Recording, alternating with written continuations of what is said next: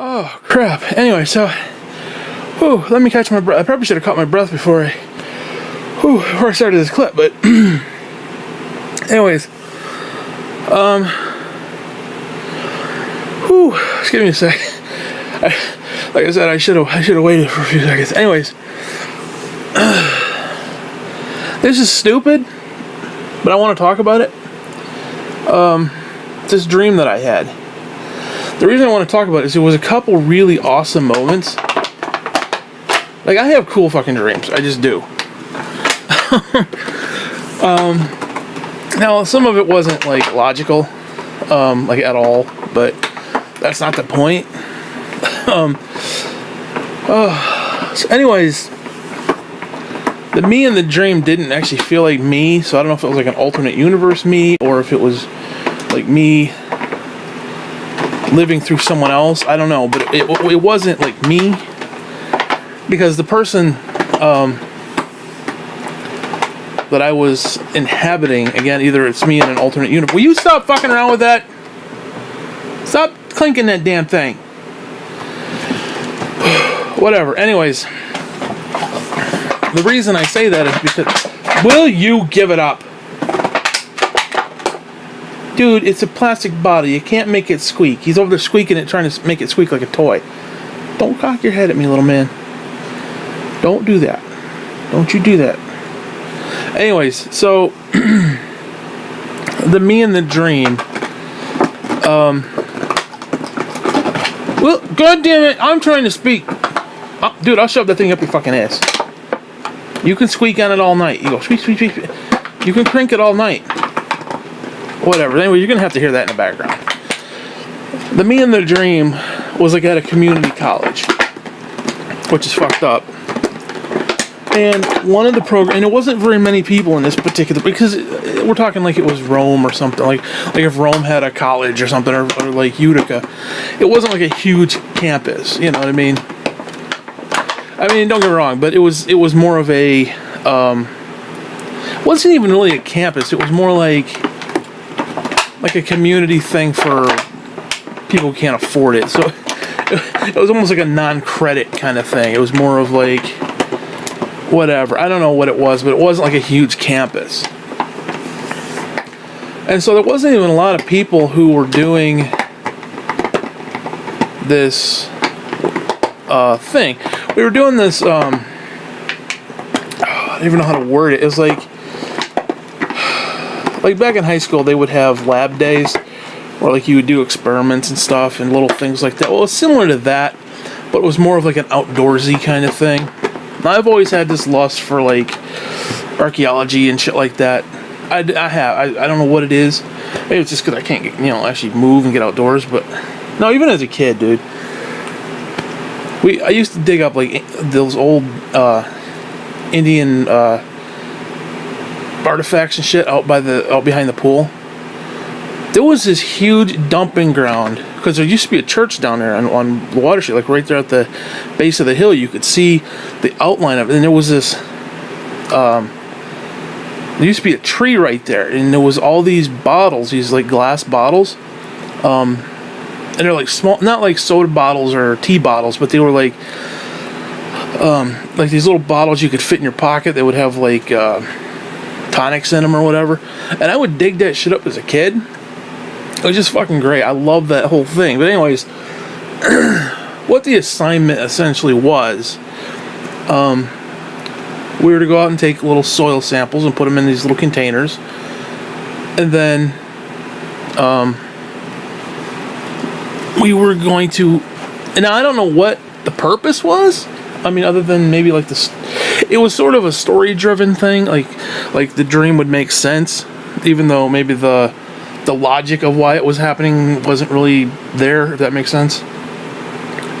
But we were to take these me and this other person were to take these soil samples. Now, I think the rest of the class, it wasn't very many people. I don't think they had gotten to it yet. But me and this one person, we got on it early. Like, left the class and went out and did it. Or everybody else was going to maybe wait for the weekend or, whatever. And what happened was we took the soil samples, put them in the little containers, and there was this, I don't know what it were, but there's like little containers, and then the containers were in another container, right? Like a case. And we were just going to basically hide the container. So what we did is, because the point is you do it and the other people weren't supposed to see it. So it was kind of like a game, almost like a scavenger hunt kind of a thing. And we were going to have the samples tested, so on and so forth. And, did you find anything special in yours? It was one of those things. And we thought the best way to do it would be to bury it somewhere so that nobody could find, because you don't want somebody, fucking with it or, whatever. So we were we took these samples and we buried them. And we knew where it was, obviously. Well, again, it was a plot point for the story of this, because my fucking dream was a story. And it was kind of a cool story, but like if you're looking at it from like a Hollywood movie, it would be a horrible story. Let's put it that way. Well, anyways, at the, I don't want to say campus, but at the place we were, you had a bunch of WWE superstars who kind of came, and they were going to do a lecture of what it's like to be in a business and what it's like to travel. And they were coming not so much as wrestlers to wrestle, they were coming as like people in a business to talk about that. Well, something happened, and there's this one particular character, The Miz, and for whatever fuck reason he was in the dream. Now they had this thing on the show after SmackDown. They had this thing called Talking Smack, and he came out, he cut this fucking promo. Now his character on TV, and this is like real life, his character had been just under the radar, like nobody cared. It's like, oh, it's Miz, who gives a fuck? Well, he cut this freaking promo on one of the guys, and the way he did it was so fiery, and it was just like he hit home, and he's like, you say I'm a lazy wrestler, you can't even wrestle anymore, because it was one of the guys who got hurt. And he literally went into this, again, this happened in like real life on TV. And so after that promo, he had gone like to the next level. So like every time he's on TV, he's literally stealing the spotlight. So he was like a big deal. Now some people, they can't. Some people want to watch the program and be like, oh, he's a heel, so I hate him, And there's people like me who watch it and he's a heel and he's just doing great at what he does. And it's like, you can't wait to see what he does next, kind of a deal. So anyways, he in the dream came, and his wife was there. And for some reason, she was going to be a teacher. And what was fucking cool is, he gets up in front of everybody, because there's a bunch of us who are like in the auditorium. He gets up, he starts doing like his WWE shtick, and he starts like, cutting promos and just doing stupid shit. All of a sudden, out of the blue, this weird, almost like fungus. That's the only way I could describe it. It's like a black, almost entity that just like encompasses his face, right? And it literally starts eating his skin. Okay, to the point where you see like the blood and you see the skull, and then the skull starts to deteriorate, and then boom, he's gone. Now, keep in mind, everybody's in the room. There's like a handful of people in the room. Because it was we're talking like less than 25 people. His wife was one of them. And I was there and the other person was there. So everybody starts screaming and gasping, and the next thing you know, you see him, he's a little bit younger, same thing's happening. It starts with the skin, goes to the blood, and then it goes to the skull, and the skull deteriorates, and he gets a little bit younger, all the way down, he's a teenager, and then he's like a kid, and he's a baby. It's just, like, you see him regressing through time, and then just as soon as it gets to, like, a baby, he just, like, disappears, and then you start to see the baby again, but now instead of it regressing, you see it starting with, like, the bones start to form, and then the blood, and then the skin, and then it goes to the next level, and then like teenage, and so on and so forth, until he's back to where he was. And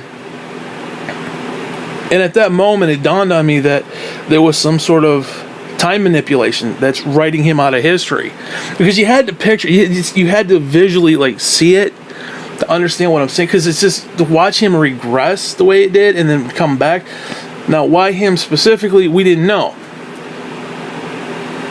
And what happened is, after he started to come back, people started to forget who he was.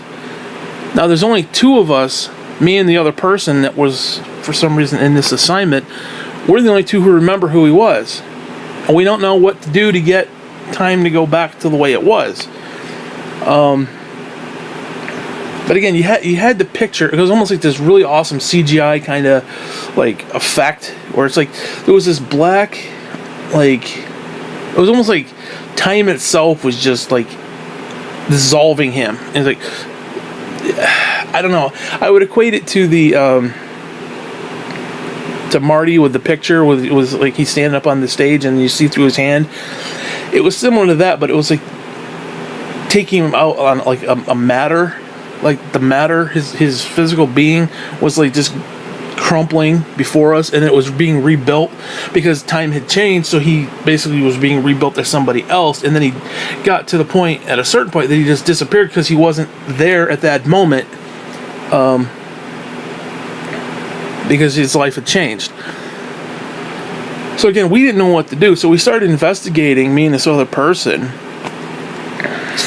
and we find this weird Disney movie in his belongings, and it's on the cover. There's this picture of the pyramid. Now I had never seen it, and I was like, I want to see this, because I was mildly interested in it, just, you know, to watch it in general. And then we realized that the wife, who's a teacher, she had this overhead display, like on a projector, of the pyramids. And now what's funny about it is the whole story about they found that new compartment under the pyramids or whatever, or in the pyramid or whatever.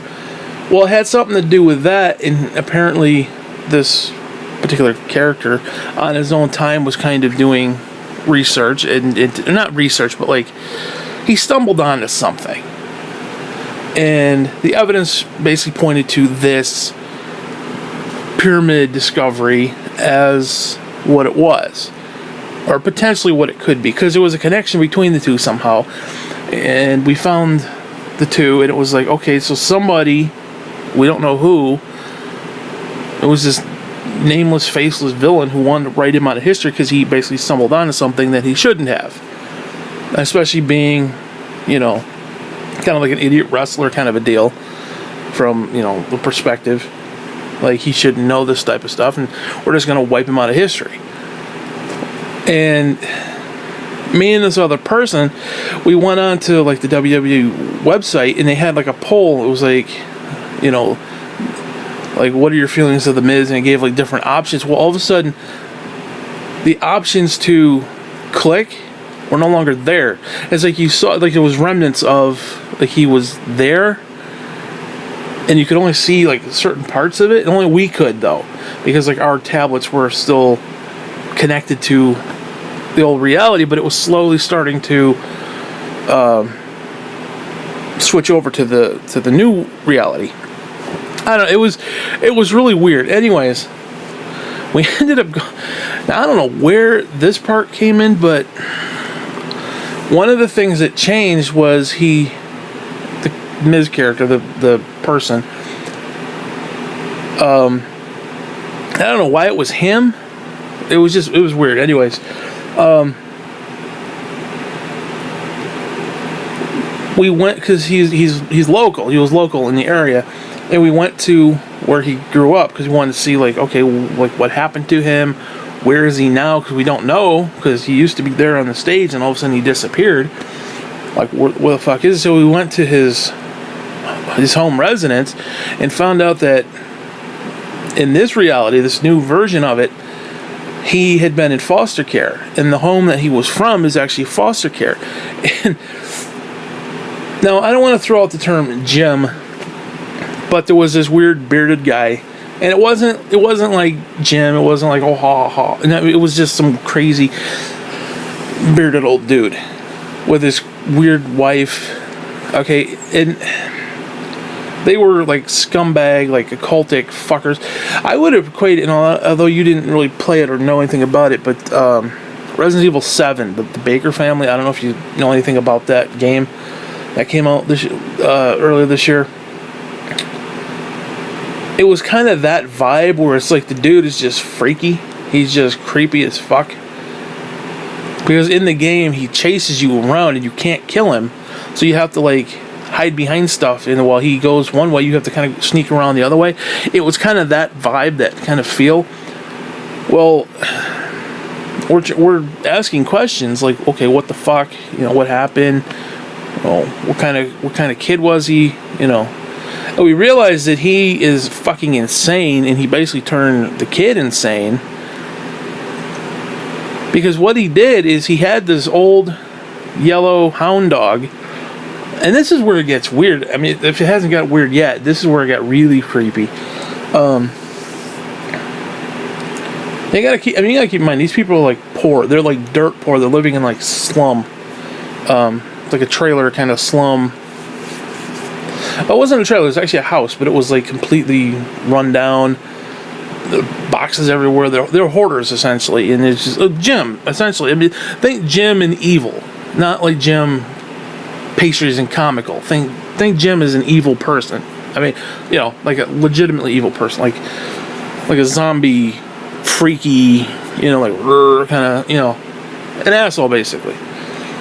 Well, he sent his dog out the night before to fetch some food, quote unquote. And the dog came back with nothing. And the dog is skin and bones. And we're sitting there at the table. Me and the other person. I don't even know who the other person was. I didn't feel like it was you or anybody it was like somebody I knew, but I only knew briefly. But it was like I was a kinship, but it wasn't anything. It wasn't anything like that.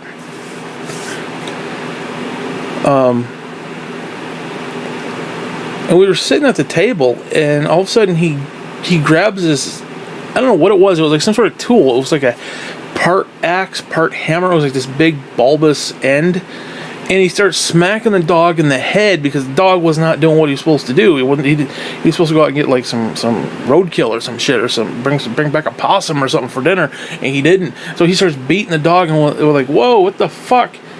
And it was this really, really weird shit. And you kind of instantly realize, okay, this kid who grew up with these assholes, this guy fucked the kid up. That's why he's not where he's supposed to be. That's why reality has changed, or reality has changed, but that's why it's not the same as it was before, or even similar to what it was before, because this guy, wasn't his actual parents. Somehow he got into foster care. Something completely changed, and like somebody went back and killed his parents or something. Is what it felt like. And it just, everything kind of spiraled out of control from that point. And as he's beating the dog, because he's just sitting there beating the dog, now you're thinking of it just like imagine Jim if he just started beating a dog right in front of, like bludgeon, like bashing in the fucking head and the skull. Almost like the chicken, the chicken carcass is laying there. Imagine that, and he starts beating the dog, and Daniel's just sitting there like, oh, the dog, oh. And Daniel goes over and starts petting the corpse. I mean, think about it. It was just really weird. And at that point, we're like, okay, thank you. We've taken enough of your time. We were just, curious. We knew him for a while. We wanted to see what he was doing, see how he was doing. Okay, thank you. And we left. It was because I had remembrance of like the Bottle Drive, like those fucking weird German people from the Bottle Drive. I don't remember if that story that I told.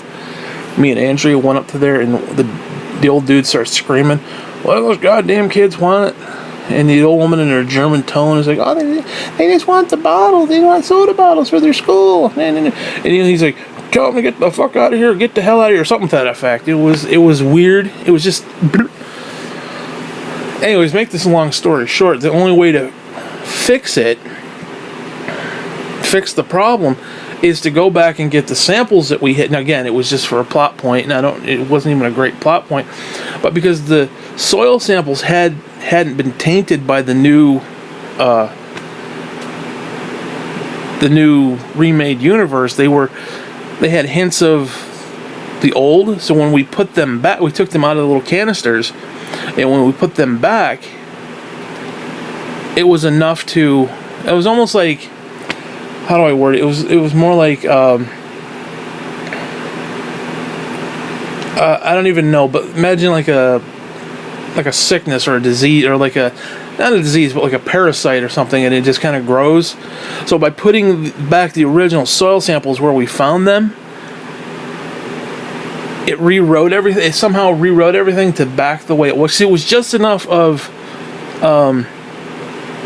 there was just enough new elements there that it rewrote the history. It kind of took the situation and corrected it. I can't explain it, but it was. It'd almost be like dropping a couple drops of food coloring into the water. Like you got clear water and you put a couple, like 2 drops of blue, then the whole thing turned blue. It was similar to that. Once you put it back, it was like, this is foreign substance. This is like a foreign substance, and it took over, and then everything sort of slowly went back to the way it was. Because what was creepy is that the friend, right after we had left the parents' house, the foster parents, the friend started to forget who he was as well, and I was the only one who remembered. And it came to me, okay, what if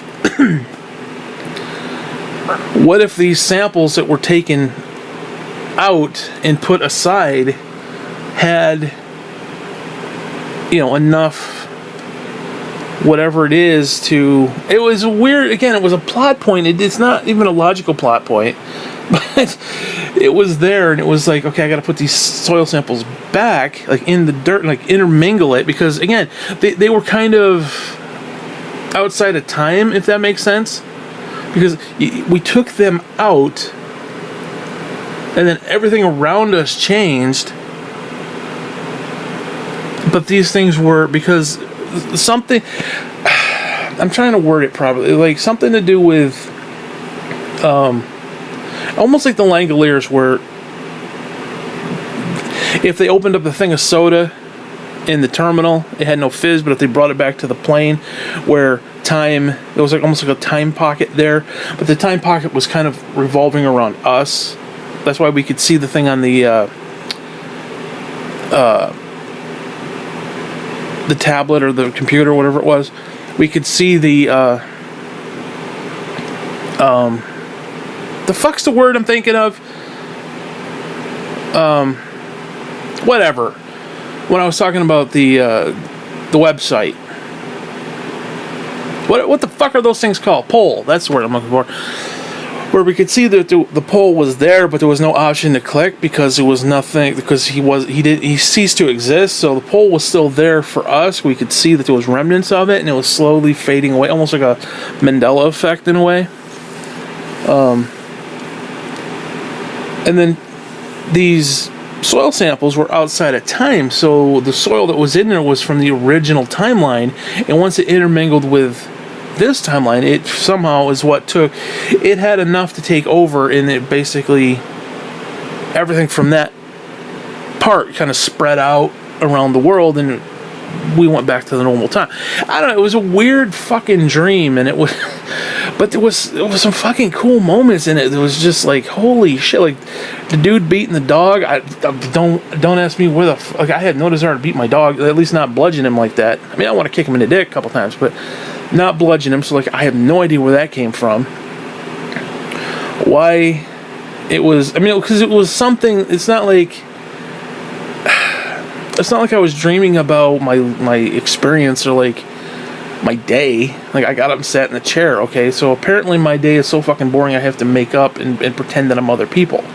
I mean, that's how fucked up my life is. But yeah, there was definitely some really cool fucking moments in the dream, and it was just, I wish I could explain the whole soil sample thing better, because it was, I don't feel like I'm explaining it properly. Because again, it seems like a really weak plot point, like, oh, just put those back in it, But there was more to it than that, because again, that shit had been outside of time. It was like secured outside of the new time frame. It would have eventually caught up. I mean, everything would have caught. Like, I would have forgotten everything, so on and so forth. But because I remembered the soil samples were still viable as a way to fix it. So whoever wrote him out of history, there was no. You didn't know who it was. You didn't know why it was necessarily. There was like no rhyme or reason for any of it except for the fact it happened, and I happened to be the only one who could fix the fucking thing. Which definitely goes into the whole martyr complex and the savior complex and all that shit. But it was really cool, actually. It was a really cool fucking dream. And in fact, I remember it. It was crazy, but it was definitely this weird little plot story. It was kind of cool, actually. But again, I'm not explaining. You had to actually be there, obviously, you know. But anyways, I thought I'd give that to you, throw that at you. But it was a cool dream. I mean, it was a very cool dream, especially like there was actual effects. Like, it was like I was watching a movie. I was like, holy shit! But it was like a realistic movie, and it was like time was literally fucking him over. Like, it was just de-evolving him almost. Like imagine that scene from Indiana Jones when they take open the Ark and their faces start to melt. It was kind of like that, obviously minus the shitty graphic, the shitty whatever you call it. Now imagine if like you're actually watching it and it's like just like actual skin and bones and shit, and it's just like dissolving, like and it's just dissolving and just instantly. And you see, like, again, and then the next variant, he pops in, he's younger, and then younger, and younger, and younger, and he goes down to, like, teenager, and then to, toddler, and so on and so forth. And then it starts building back up, and then he just disappears at the end, because it's a different version of him. And it was just so cool, and the idea that I'm watching it, I'm like, I grasp it, I'm like, somebody fucked with time, somebody went back and changed history, and wrote him out of history. I don't know, it was fucking cool, dude. It was, I don't know if it, listening to me tell it, I don't know if it was as cool as it actually was, because, I don't know, but like I said, it was almost like a movie. Like, it was just a B subplot of, this is how we fix it, this is how we change it, this is how we put it back to normal. And I don't even think it's that horrible of an idea, especially considering, again, you take Langoliers into consideration, where the plane had the time was still there in the plane, so that when he brought the sodas from the terminal from the past, they would catch up into the time frame, and then fizz would be there, and it'd actually taste good, and the matches, and so on and so forth. It was similar to that. So when these non-tainted soil samples went back, and they were just like 8 little cups full of just little dirt. It wasn't even anything spectacular. But once that shit got put back in, it was like, okay, this is what it's supposed to be, and time kind of registered that, and was like, okay, we're gonna go back to that, because it was a different thing. Like, time wants to right itself, because some people have that theory that, like, if you went back and killed your grandfather, that time would eventually kind of want to correct itself. So, like, if you went back and created a paradox, it would correct itself somehow. And that's kind of what it was doing. So there was, I don't want to say scientific ideas here, but I don't know, it was just really, really cool. It was really fucking cool. And I don't know who the other person was. It felt like Dave or somebody like that, Dave Collins or somebody like that. It was like, I was familiar with the person, but I wasn't really. They were basically my lab partner, I guess you could say. So maybe I just knew them from the school or whatever. It's not really a school. It wasn't even like a university. It was more like, I don't know. It was like some it was almost like a church event. What it felt like, kind of like Bible college kind of a feel. It had that kind of feel where it was like, it's legit, but it's still Bible college, you know, it's not like actual college, you know what I mean? It was kind of that transition between, you know, is anybody going to take this seriously in the real world? And I don't have a lot going on, I don't have a lot of money, but I want to, you know, I want to get out and do stuff, you know?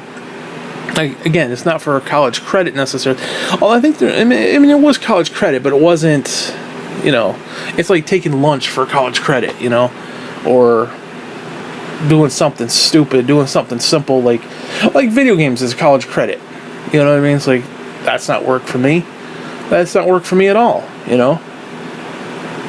So, I don't know, it was actually really fucking cool. And I wish I could explain it better, and I wish you could get the feel of it. But anyways, I'm done. Fuck you.